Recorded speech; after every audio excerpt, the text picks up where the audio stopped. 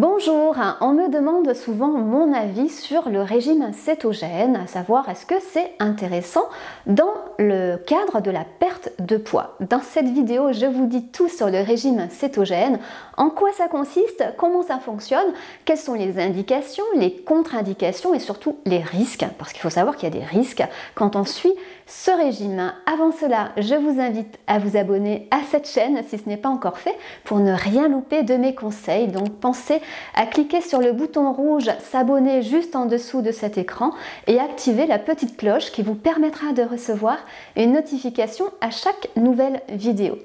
Je vous propose également de télécharger mon guide minceur, c'est offert. Vous y trouverez une semaine de menus sains et gourmands, rien à voir avec le régime cétogène. Et pour l'obtenir, eh bien c'est très simple. Vous cliquez sur le petit i juste en haut de cet écran ou vous regardez dans la description de cette vidéo et vous trouverez le lien de téléchargement en un clic. Alors, le régime cétogène, en quoi ça consiste tout d'abord? Alors, vous savez, dans notre alimentation apporte 3 macronutriments, les protéines, les lipides, qui sont les graisses, et les glucides, qui sont tous les sucres. Donc ce sont les 3 nutriments qui apportent de l'énergie à notre organisme. Eh bien, dans le régime cétogène, on va tout simplement supprimer tous les glucides, ou la quasi-totalité des glucides. En général, on ne conserve que 20 grammes, 30 grammes maximum de glucides par jour. Pour vous donner un ordre d'idée, on consomme plus de 200 grammes, 250 voire 300 grammes de glucides par jour. Donc en fait, vous voyez qu'on supprime la quasi-totalité des glucides. Alors, qu'est-ce qui reste en fait? Qu'est-ce qu'on mange? On va manger des protéines, on va manger de la viande, du poisson, des crevettes, du tofu, certaines protéines végétales, pas toutes, parce que par exemple dans les légumineuses, les lentilles, les pois chiches, il y a des glucides, donc on ne peut pas consommer ces aliments-là. Et puis on va surtout consommer des graisses en fait. Le carburant de l'organisme, donc au lieu d'être des glucides, ça devient des lipides, tout simplement des graisses. Donc on va consommer des fromages, on va consommer de la charcuterie, on va consommer des oléagineux, on va consommer de l'avocat.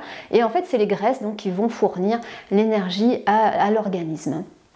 Donc ça c'est le but en fait du régime cétogène, c'est de supprimer la quasi-totalité des glucides. Alors qu'est-ce que ça veut dire en fait supprimer les glucides?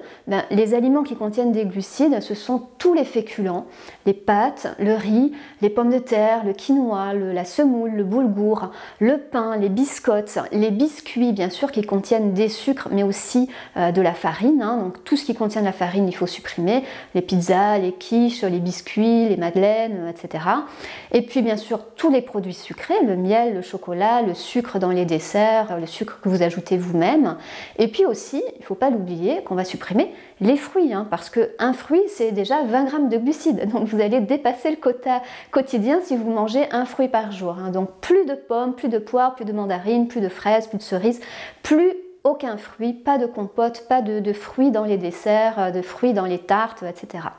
Donc vous voyez que avec cette alimentation, ce régime cétogène, c'est quand même très restrictif. On se prive de beaucoup d'aliments, de toute une catégorie, même plusieurs catégories, plusieurs familles d'aliments, les fruits, les féculents, les produits sucrés et même certains légumes qui contiennent des quantités de glucides assez importantes. C'est relatif, bien sûr, mais par rapport à d'autres légumes, c'est vrai qu'il y a certains légumes qui ont une teneur en glucides assez élevée et du coup, ces légumes-là, vous allez devoir également les supprimer, sinon vous ne serez pas en dessous du seuil des 20 à 30 grammes de glucides par jour et ça ne va pas fonctionner.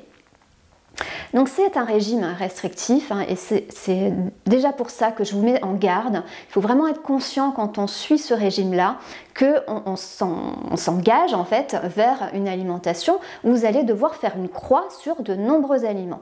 Les fruits, les féculents, les produits sucrés. Alors bien sûr il y a des substituts, mais au moindre écart, et ça il faut que vous le sachiez, ça ne fonctionne plus. Si vous faites un écart, c'est terminé, le corps ne se met plus en cétose.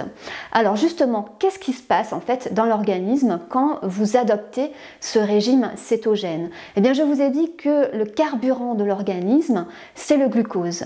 Le cerveau, par exemple, ne sait pas utiliser autre chose pour fonctionner.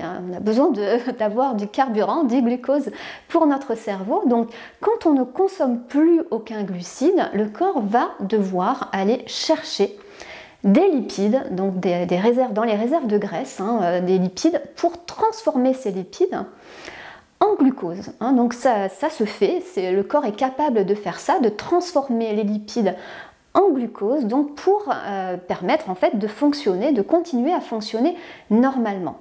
Alors, qu'est-ce qui se passe quand le corps se met donc à transformer les lipides de réserve en glucose? Déjà, vous perdez du poids, c'est le principe du régime cétogène, en tout cas pour la perte de poids.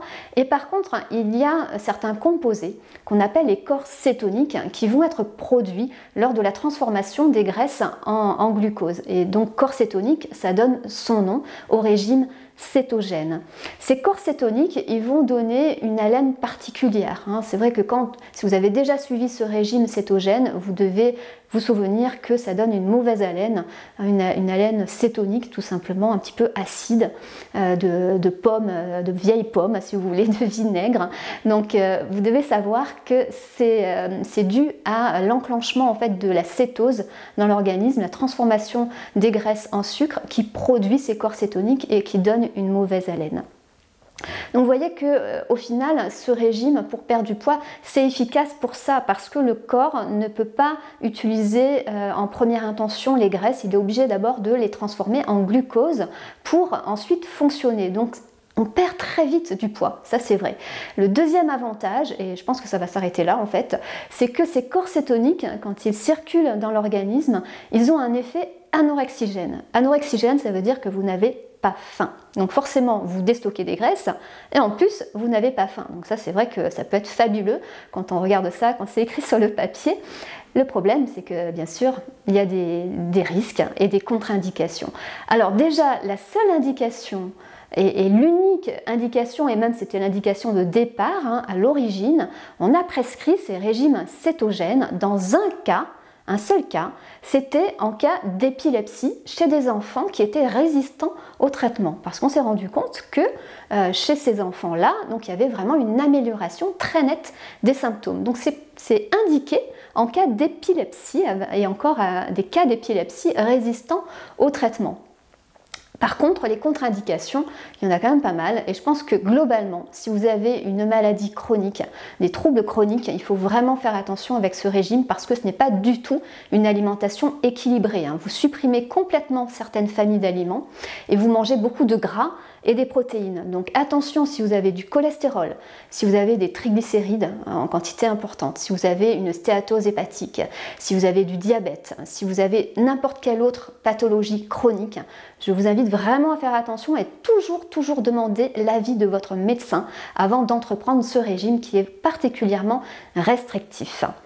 Alors, justement, quand on parle restriction, c'est aussi un des problèmes avec ce régime, c'est que c'est très restrictif. Vous êtes privé de ce que vous aimez et il faut savoir que dès que vous faites un écart avec ce régime, ça ne fonctionne plus. La cétose ne se fait plus correctement.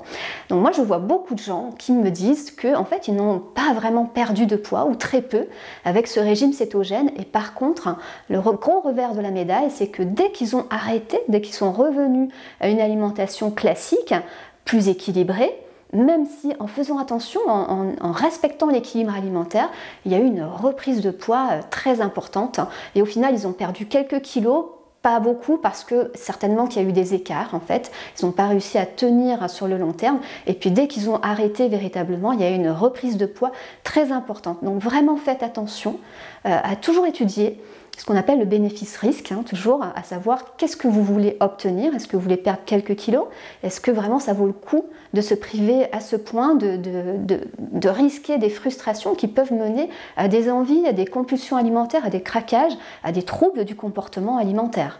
Donc vraiment faites attention à ça. Je pense aussi qu'il faut que vous sachiez qu'avec ce régime cétogène, on observe souvent des effets secondaires, des grosses fatigues, des fatigues au moins le premier mois. On observe aussi la chute de cheveux, parce qu'il y a des carences qui peuvent vraiment se mettre en place avec ce régime, parce que forcément c'est restrictif, on mange plus de fruits, on mange moins de légumes, donc il y a moins de vitamines, il y a moins de minéraux, donc attention à ça, chute des cheveux, fatigue, constipation, un trouble du transit, le microbiote est perturbé aussi, plus d'inflammation dans l'organisme, et puis aussi donc des difficultés à suivre cette alimentation au long cours pour une vie sociale épanouie, des risques pour la thyroïde, attention aussi, la thyroïde est fragile, elle peut vraiment se déstabiliser, se dérégler en fait avec un régime restrictif. Donc vous voyez que ce régime, il a de très bons côtés donc pour déstocker rapidement les graisses de réserve, pour ne pas avoir faim, mais il y a vraiment des effets secondaires, des risques importants, donc étudiez vraiment est-ce que ça va vraiment être intéressant pour vous en fonction de vos objectifs, est-ce que c'est pas plus intéressant d'adopter quelque chose de plus sain, de plus équilibré, vous allez peut-être déstocker moins rapidement, mais ce sera plus facile à vivre au quotidien avec moins d'effets secondaires. Et là, je vous encourage vraiment à tester l'alimentation à index glycémique bas. Ça n'a rien à voir, on ne supprime pas les glucides, on sélectionne simplement les glucides qui ont moins d'impact sur la glycémie, donc qui sont plus sains, tout simplement. Donc pensez à télécharger mon guide minceur, vous allez voir que c'est une alimentation gourmande, saine, équilibrée, et qui permet quand même aussi de déstocker efficacement les graisses. Voilà pour cette vidéo, j'espère qu'elle aura répondu à vos interrogations et j'espère surtout que vous allez réfléchir à 2 fois avant de tester ce régime cétogène. Pensez à poser vos questions en commentaire, à partager cette vidéo, à la liker bien sûr, et puis quant à nous, on se retrouve la semaine prochaine pour des nouveaux conseils nutrition.